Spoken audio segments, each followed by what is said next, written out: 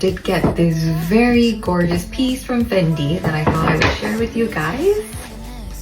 I just walked into Fendi today. This caught my eye and it was really special. It is a fox fur scarf.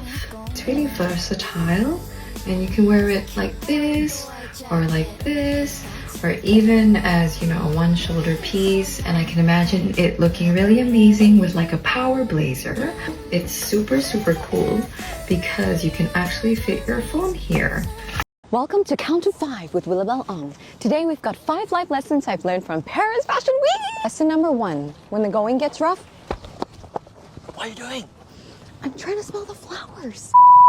Number 2, when it gets cold in Paris, get a fur vest because you get 1 free pouch. It's so hot. Number 3, when there's too much negativity, just throw the trash away. Pick it up. Number 4, when in doubt, dance it out. What? Hey, that's the only way I know how to handle it. Final 5, fake it till you make it, except in math. You know, like 5 times 5 equals 26. It's 25.